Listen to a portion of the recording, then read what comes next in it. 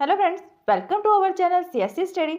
आज का जो हमारा टॉपिक रहेगा एआई में वो होगा explain the heuristic search technique and heuristic functions. Heuristic के सर्च टेक्निक्स और ह्यूरिस्टिक फंक्शंस क्या होते हैं उसको हमें डिस्क्राइब करना है, एक्सप्लेन करना है। अब इससे हमें ये तो पता लग ही गया है कि अगर ये अलग अलग कर कर हमसे क्वेश्चन पूछ रहे हैं ह्यूरिस्टिक सर्च टेक्निक क्या है और ह्यूरिस्टिक फंक्शंस क्या है, तो ये दोनों अलग अलग चीज होगी, राइट। तो ह्यूरिस्टिक फंक्शन अलग है और ह्यूरिस्टिक सर्च टेक्निक अलग है। तो चलिए वीडियो को स्टार्ट करते हैं। पहले देखते हैं ह्यूरिस्टिक सर्च टेक्निक क्या होती है। Heuristic search is an AI search. Heuristic search क्या है? एआई में यूज होने वाली एक ऐसी सर्च टेक्निक है that employees the heuristic for its move, जो कि क्या करती है, ह्यूरिस्टिक का यूज करती है। ह्यूरिस्टिक मींस अपने एक्सपीरियंस का यूज करती है। आप बोल सकते हो कि आपने पास में अगर ऐसी कोई प्रॉब्लम सॉल्व करी थी जिसको अभी आपने सॉल्व करना है, तो उस एक्सपीरियंस को आप यहाँ पर यूज कर सकते हैं। और साथ में रूल्स को तो यूज कर ही सकते हैं, जो आपने एक्सपीरियंस यूज किया है उनको यूज करोगे, बट ऐसा भी हो सकता है कि साथ में कुछ ऐसे भी प्री डिफाइंड रूल्स हैं जिन्हें आप यूज कर सकते हो। ठीक है, एक्सपीरियंस के थ्रू आपको ये पता लग जाएगा कौन सा रूल कहाँ पर यूज करना है। Heuristic is a rule of thumb. ठीक है, आगे ना बात वही कि ह्यूरिस्टिक क्या होता है, रूल ऑफ थंब होता है that possibility lead to an solution. जिसके पास ये पॉसिबिलिटी होती है कि ऑप्टिमल सॉल्यूशन मिले ना मिले, सेटिस्फैक्टरी सॉल्यूशन मिले ना मिले, ऑप्टिमाइजिंग सॉल्यूशन मिले या ना मिले, बट आपको सॉल्यूशन जरूर मिलेगा। ठीक है, यानी कि एक प्रोबेबिलिटी होती है, कि आपको सॉल्यूशन मिलेगा ह्यूरिस्टिक सर्च में। और ये होता क्या है, rule of thumb. Rule of thumb means ऐसे रूल्स जो प्री डिफाइंड हैं और किसी भी प्रॉब्लम को सोल्व करने के लिए हम उन रूल्स का यूज इजिली कर सकते हैं। बट हमें ये नॉलेज होनी चाहिए कि कौन से वाला रूल हमें कहां पर यूज करना होगा। It play a major role in search strategies. ये बहुत ज्यादा मेजर रोल को प्ले करता है सर्च की स्ट्रेटेजीज में। सर्च स्ट्रेटेजीज क्या होती है? सर्च करने की अलग अलग टेक्निक्स। स्ट्रेटेजीज क्या है यहाँ पर? टेक्निक्स। बिकम, क्यों है ऐसा? बिकॉज ऑफ एक्सपोनेंशियल नेचर, क्योंकि इसका नेचर जो है वो एक्सप्लोनेशियल है। एक्सप्लोनेशियल का मीनिंग क्या है यहाँ पर? मैथमेटिक टर्म्स है ये एक्सप्लोनेशियल, जिसमें हम e की पावर x के अंदर कुछ सॉल्यूशन अपना रिप्रेजेंट कर सकते हैं, वो ह्यूरिस्टिक में होता है। यानी कि यहाँ पर नंबर ऑफ एक्सप्लेनेशंस है, नंबर ऑफ सॉल्यूशंस है जिनको हम यहाँ पर रिप्रेजेंट कर सकते हैं एक्सप्लेनेशन का यूज करके। नेक्स्ट वो बोल रहे हैं कि ह्यूरिस्टिक क्या करता है, help to reduce the number of alternates. Heuristic search क्या करता है, हेल्प करता है हमें कि अगर हम ह्यूरिस्टिक सर्च का यूज करेंगे किसी भी प्रॉब्लम को सोल्व करने के लिए, तो उस टाइम पर नंबर ऑफ ऑल्टरनेट्स, सपोज करो कि 20 नंबर ऑफ ऑल्टरनेट्स थे, यानी कि 20 ऐसे सॉल्यूशंस थे जो हम ऑल्टरनेट में यूज कर सकते हैं अलग अलग करके। ठीक है, एक एक जो सॉल्यूशन है नहीं लगा, सेकंड यूज कर लिया, सेकंड नहीं लगा, थर्ड यूज कर लिया, थर्ड में नहीं लगा, फोर्थ कर लिया, फिफ्थ कर लिया, ऐसे करके नंबर ऑफ टोटल जो थे 20 सॉल्यूशन है हमारे पास, ऑल्टरनेट सॉल्यूशन 20 है, कर लिया सपोज। तो वो कह रहा है कि उसमें से भी आप रिड्यूस कर सकते हो, पर रिड्यूस करोगे कैसे? दो चीजों का यूज करके, एक अपने एक्सपीरियंस का यूज करके, दूसरा रूल ऑफ थंब का यूज करके। समझ में आया कैसे रिड्यूस होता है? यानी कि हमें पता है, हमारे एक्सपीरियंस से हमें ये पता है कि इस वाले एरिया में तो हमें सॉल्यूशन मिलेगा ही नहीं, तो उस एरिया में हम क्यों जाएंगे, कॉस्ट भी वेस्ट करेंगे और टाइम भी वेस्ट करेंगे, इसलिए उस एरिया को हम नेग्लेक्ट कर देंगे, उसी को हम टर्मिनेट कर देंगे कि इस साइड हमें जाना ही नहीं है, हमें तो बस इतने एरिया में सॉल्यूशन चाहिए, उसी एरिया में हम सॉल्यूशन को फाइंड करेंगे। हो सकता है उसके अंदर सॉल्यूशन हो, बट आपके एक्सपीरियंस के अकॉर्डिंग उसमें नहीं है तो आप नेग्लेक्ट कर रहे हो। ये भी हो सकता है कि आप उसको यूज कर लो, उसके अंदर भी सॉल्यूशन फाइंड कर लो।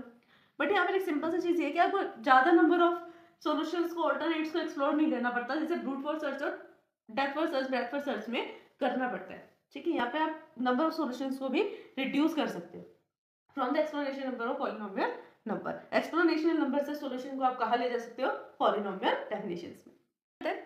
हेल्प करता है आपकी प्रॉब्लम सॉल्विंग करने में, it help in problem solve करने में हेल्प करता है। Even though there is no guarantee that it will never lead to any wrong direction. Problem तो आपके सॉल्व कर देगा, नो डाउट, आपको कोई सॉल्यूशन भी दे देगा, ये नहीं पता कि वो सॉल्यूशन किस टाइप का होगा, सेटिस्फैक्टरी होगा, ऑप्टिमल होगा, ऑप्टिमाइजेशन सॉल्यूशन होगा, किस टाइप का सॉल्यूशन होगा कुछ नहीं पता, हो सकता है बेस्ट भी हो जाए और हो सकता है ना भी हो। तो आपको अभी ये नहीं पता कि किस टाइप का सॉल्यूशन है, बट आपको ये कह रहे हैं कि मैं सॉल्यूशन दे दूंगा। ठीक है, क्योंकि एक्सपीरियंस भी है और रूल्स को भी आप यूज कर रहे हो, किसी ना किसी एक लेवल तक तो पहुंच ही जाओगे सॉल्यूशन के। बट ये कह रहे हैं कि वो सॉल्यूशन सही होगा या गलत होगा उसकी कोई गारंटी नहीं है। समझ में आई लाइन क्या है? It help in problem solving. वो आपकी हेल्प तो करेगा प्रॉब्लम सॉल्विंग में, मना थोड़ी करेगा कि मैं हेल्प नहीं करता। अगर आप इस ह्यूरिस्टिक सर्च का यूज कर रहे हैं तो वो आपकी हेल्प करेगा प्रॉब्लम सॉल्व करने में, even there is a no guarantee. फिर भी यहाँ पर कोई गारंटी नहीं है कि आपको जो सोल्यूशन मिल रहा है never lead in wrong direction, कि वो रॉन्ग डायरेक्शन में नहीं है या रॉन्ग सोल्यूशन नहीं है। समझ में आया? Next, there is a heuristic search of every general applicability as well as domain specific. यानी कि ये कह रहे हैं कि आप ह्यूरिस्टिक सर्च का यूज ना हर जगह कर सकते हैं, चाहे आप किसी जनरल डोमेन की बात कर रहे हैं जो नॉर्मल डोमेन होता है, या फिर आप किसी स्पेसिफिक डोमेन की बात कर रहे हैं। स्पेसिफिक डोमेन क्या हो सकते हैं? रोबोटिक्स फील्ड हो सकती है, एजुकेशन फील्ड हो सकती है, बैंकिंग फील्ड, फाइनेंशियल फील्ड हो सकती है, मार्केटिंग, बिजनेस, ये सब अपने अपने डोमेन स्पेसिफिक है। और जनरल फील्ड क्या हो सकती है? जो किसी ऑर्गेनाइजेशन या उससे बाहर की बात, ठीक है, वो जनरल है, जो नॉर्मली जनरल में आते हैं। The heuristic which are need to be problem solving represented as heuristic functions। अब हमने ये देख लिया कि ह्यूरिस्टिक क्या होते हैं, ह्यूरिस्टिक सर्च क्या होती है, कैसे ह्यूरिस्टिक सर्च टेक्निक्स का हम यूज करते हैं। बट बात क्या है कि जो सॉल्यूशन आप निकाल रहे हो या ह्यूरिस्टिक में जिस भी तरीके से आप प्रॉब्लम को सोल्व कर रहे हो, सोल्व करने का कोई ना कोई तरीका होगा। हमने ये देख लिया आप रूल्स लगाएंगे और एक्सपीरियंस को यूज करेंगे यहाँ पर, बट हमने ये नहीं बताया ना कि उस एक्सपीरियंस को यूज करेंगे, ये तो सिर्फ हमारे माइंड की बात है। बट अगर हम कुछ चीज लिख रहे हैं तो उसको रिप्रेजेंट करने का तरीका क्या होगा जो दूसरों को भी समझ में आए, वो तरीका है ह्यूरिस्टिक फंक्शन। जब कभी भी हम ह्यूरिस्टिक सर्च का यूज करते हैं वहां पर हम ह्यूरिस्टिक फंक्शन का भी साथ में यूज करते हैं। ह्यूरिस्टिक फंक्शन क्या काम करता है?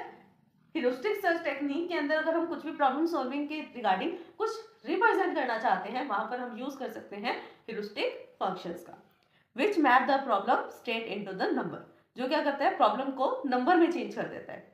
प्रॉब्लम तो है, प्रॉब्लम तो आपकी अल्फाबेटिकल प्रॉब्लम भी हो सकती है ना, अल्फाबेटिकल प्रॉब्लम भी हो सकती है कि this is this, find this value, ऐसे हो सकता है।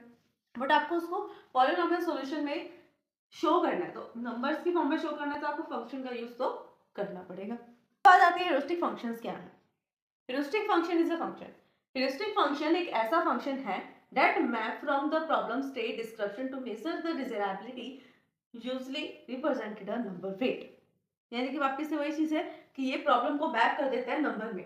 मैपिंग का मीनिंग क्या होता है कि किसी भी प्रॉब्लम स्टेट को एक स्टेट से दूसरे स्टेट में ले आना, क्या करना, एक स्टेट से दूसरे स्टेट में चेंज कर देना, उसे बोलते हैं मैपिंग करना।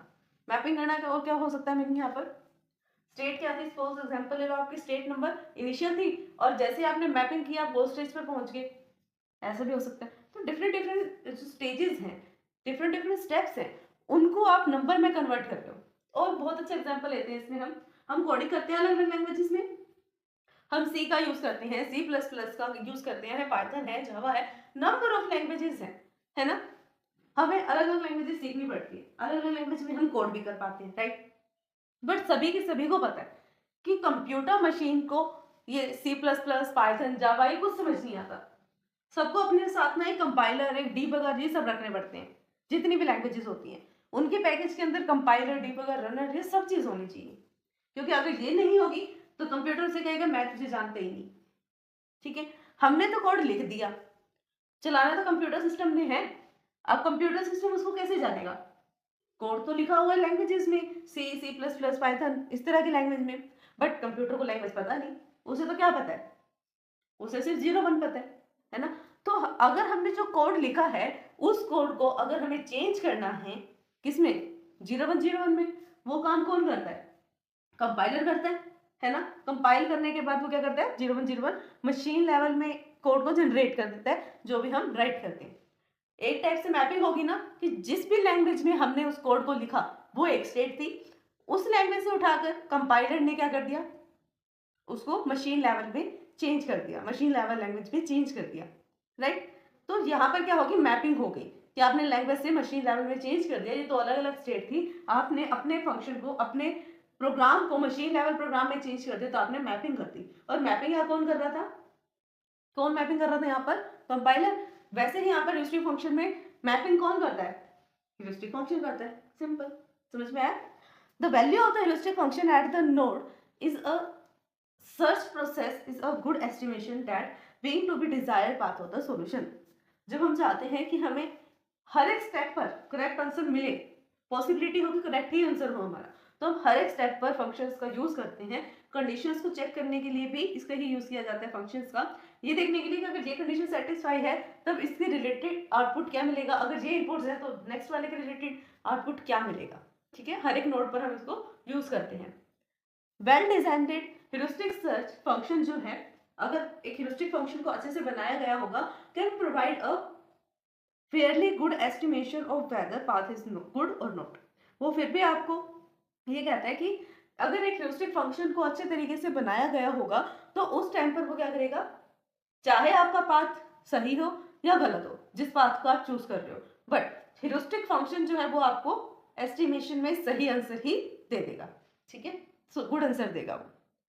The purpose of the heuristic function is to guide the search process is the most profitable direction by suggesting which path follow first when more than the path is available। जब number of path हमारे पास होते हैं tree में search करने के लिए, तो उस ट्री में से हमें कौन से पाथ को चूज करना है वो भी हमें कौन बता देते हैं, heuristic function। However, in many problems, the cost of the computing value of the heuristic function would be more than the one effort saved in the search process। However, in many problems, हम जानते हैं कि यहाँ पर बहुत सारी problems होती हैं, कोस्ट को कंप्यूट करना, फिर ये चेक करना कौन से पाथ को लेना है, उनको सेव करने में भी बहुत सारे एफर्ट्स लगते हैं। ठीक है, hence generally there is a trade off between the cost evaluation and heuristic cost. यहाँ पर आप दो चीजें इवैल्यूएट करते हो। सबसे मोस्ट इंपॉर्टेंट बात क्या है यहाँ पर, एक तो आप ह्यूरिस्टिक फंक्शन की वैल्यू को काउंट करोगे कि अगर एक नोड से आप दूसरे नोड पर जा रहे हो तो फर्स्ट वाले नोड की ह्यूरिस्टिक वैल्यू क्या थी और जिस पर आप जाना चाहते हो उसकी ह्यूरिस्टिक वैल्यू क्या है। और दूसरी चीज क्या होती है, एक नोड से अगर आप दूसरे नोड पर गए तो फर्स्ट नोड से सेकंड नोड पर जाने का कॉस्ट कितना लगा। ये बहुत इंपॉर्टेंट पॉइंट है कि यहाँ पर आप दो चीजें काउंट कर रहे हो, एक कॉस्ट कर रहे हो, दूसरी ह्यूरिस्टिक फंक्शन की वैल्यू काउंट कर रहे हो, जिसको आप ह्यूरिस्टिक वैल्यू बोलते हो।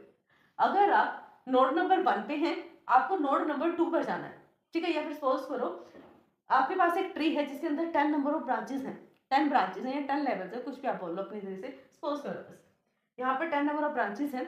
तो जितने भी यहाँ पर ब्रांचेस मौजूद है, यानी जितने भी ब्रांचेस यहाँ पर एग्जिस्ट करती है ना, जितने भी नोड एग्जिस्ट करते हैं नोड, उन सभी नोड की अपनी एक ह्यूरिस्टिक वैल्यू होगी।